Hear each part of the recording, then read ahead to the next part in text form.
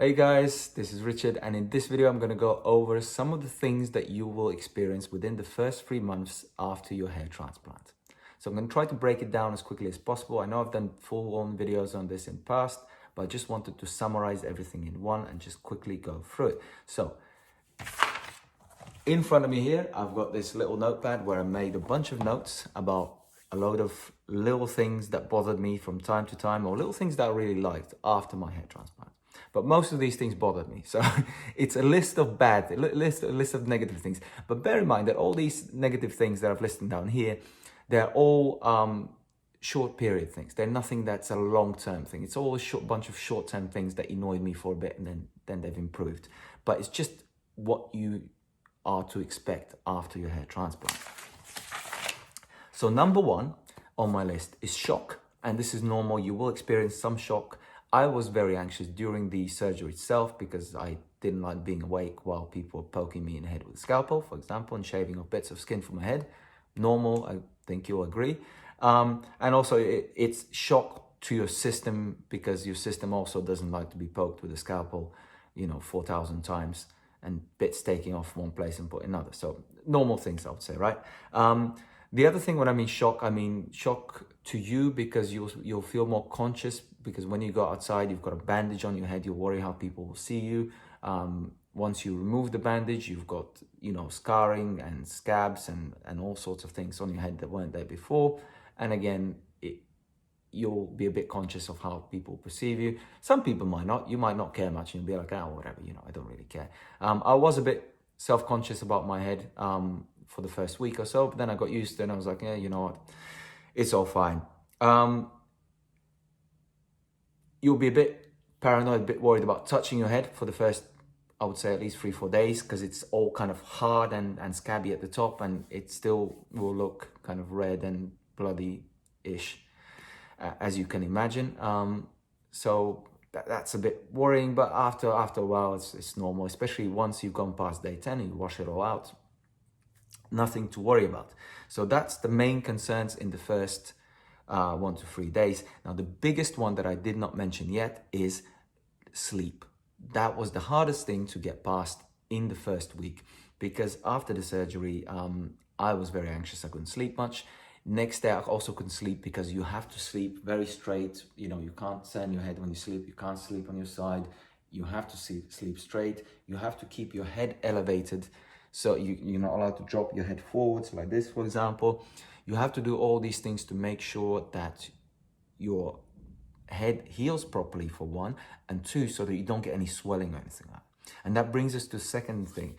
In your first week, so days 4 to 7, you might, once you take the band-aid off the front of your head that applies the pressure to keep the swelling away, you might notice some swelling. I did. Don't freak out about it. Don't panic about it. It is normal. Drink plenty of fluids, drink loads of water, and it will disappear by itself within a couple of days. If it does not, contact your doctor. Other things, you'll be given antibiotics after your surgery. Once you've come off the antibiotics, you are going to feel a bit rough. I felt really, really rough after, mainly because I wasn't drinking coffee as well, so I was getting headachy and a bit stroppy. But you will feel worn out. Again, the best way to deal with that, drink loads of fluids, drink your multivitamins to keep your body, topped up. And that didn't last more than a day or two for me anyway. After, I was absolutely fine. Coffee, I mentioned this and I can't remember, somebody did comment on it earlier as well. Coffee, it is an overkill to go off it for 2-3 weeks just because. If you enjoy coffee, you should go off coffee day or two before your surgery, and you should probably stay off it for a day or two after your surgery. Now, the doctors recommend that you don't drink coffee for at least 5 days after surgery, if I remember right, 4 days, 5 days. But to be honest, if you think about it logically, you don't want to drink coffee because it's a stimulant, it increases blood flow. So you don't want to drink it before your surgery because it will increase the chances of you bleeding during surgery and therefore then making a mess of it. You also don't want to drink it after because it will cause more pressure to your head. So it might interfere with healing and slow down your healing. Now, after couple of days of surgery, I think you should be able to go back to moderate drinking of coffee, because it will increase blood flow and it will increase healing. So I think a couple of days of coffee max.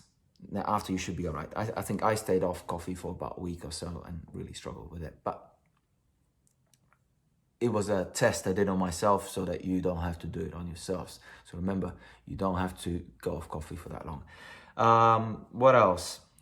So first 7 days, it's a bit weird washing your hair because you're not allowed to like massage your head. So you have to like tap on the shampoo and then wash it out. And you have to do it every day, once a day, every day. That, and you also have this foam they have to put on. And again, you pat it on and you kind of like loosely wash it out. No rubbing, nothing like that. So those were the main things about the first 7 days. You also will notice this itching, and this is gonna stay with you for a while. I'm now on like 3rd month of after surgery, and I still get this weird like tingly, itchy feeling on top of my head. It will start at the beginning with quite a lot, and then later it will reduce and reduce and reduce. And then I'm hoping that one day it's going to disappear completely. But for now, there's still stuff brewing underneath my skin. So I guess that's why I'm still getting this tingly feeling. So that is pretty much what to expect in the first 7 days. Now, you will notice as I go through periods of time, there's less and less new and exciting stuff happening. So in the first, I would say, 3-4 weeks, there will be the most amount of stuff happening to your head and happening to your, to you after the transplant. After 4 weeks, it kind of starts to even out. But let me go through this. So first 1 to 2 weeks. Here's what to expect in the first 1 to 2 weeks.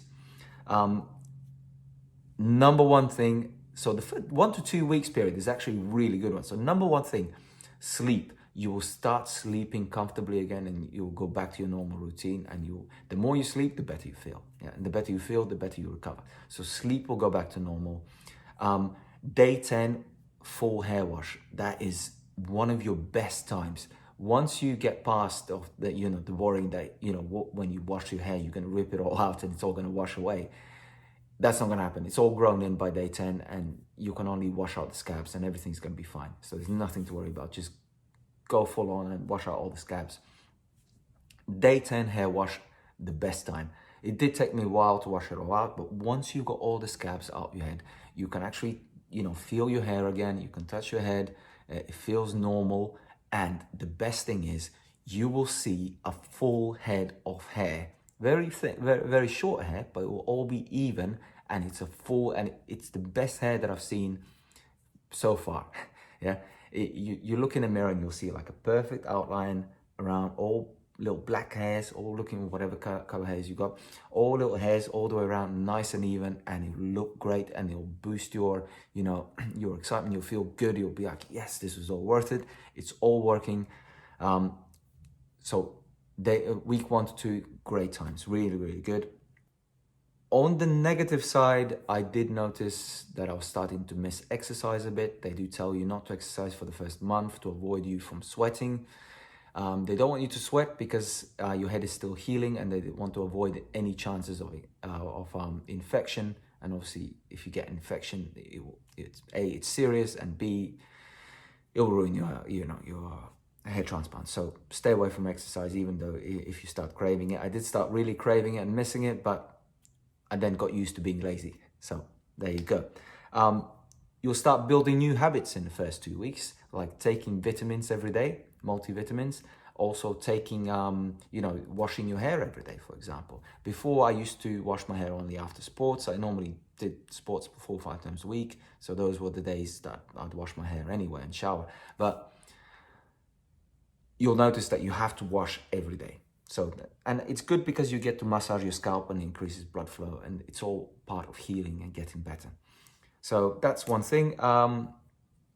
And later on, after 30 days, you're going to start using a spray, which is another thing you're going to build into your new habits. And that's pretty much it. The only other thing is there's still no booze at this stage. And I would recommend staying off alcohol for a good month or 2 after your hair transplant. It will help your hair heal better and grow better.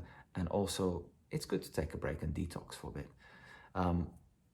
But yeah, that's pretty much it for the first 2 weeks. Now, for week 3 and week 4 are the annoying, frustrating weeks of your hair transplant, where your hair is all now going to shed. So we were all excited in week 1 and week 2, new hairs and everything. It was looking like it was all dark and great and it's going to grow out nice and thick.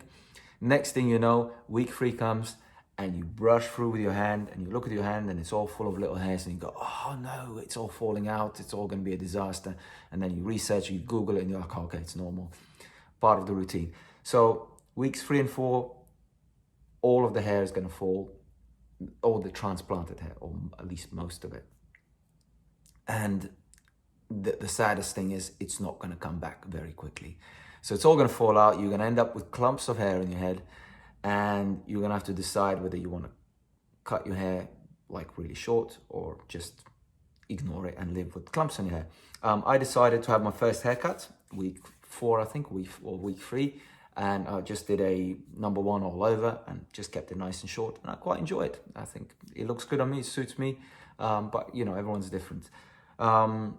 Week 4, as I said before, you're going to start using the hairspray, which is, you may or you may not be, depending whether you've decided to go for that option. I did, so from first month onwards, I've been using a spray.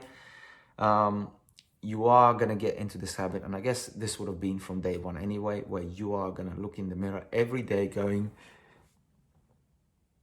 is it growing? Yeah, this is a normal thing. I still do it now, more often lately, because there's nothing that's been growing for a while. But yeah, you're going to start getting used to checking your head in the mirror every day and noticing new things. And one of the new things that you'll notice in week 3 and 4 are loads of spots and pimples.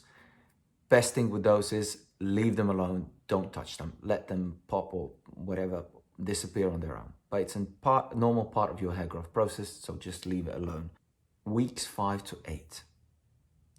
So these are the further depressing, sad weeks where, on a positive, you can go back to exercise. If you really want to, you can start drinking alcohol again. So you can cheer yourself up in 1 or 2 ways. But most likely, no new hair will grow, and you'll keep checking the mirror and you'll be like, oh, why is nothing growing?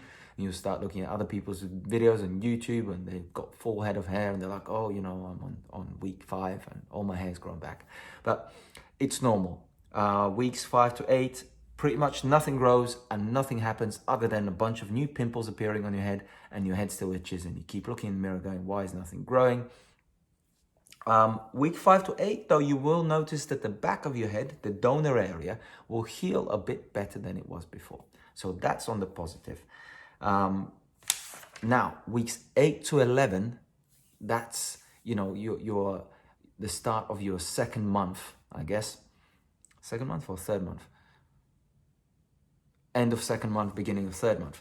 That's when you're going to start noticing that there is stuff growing, which is really, really nice. So I think it was beginning of week 8 where I noticed tiny bits kind of growing around where the hairline is, and I thought, okay, I think I can see something, but I'm not sure. I don't want to get too excited in case it doesn't grow. And then week 9 I checked again and it was a bit more, and I was like, yes, it's growing. And week 10 and now week 11 I can definitely see results, which is really, really nice.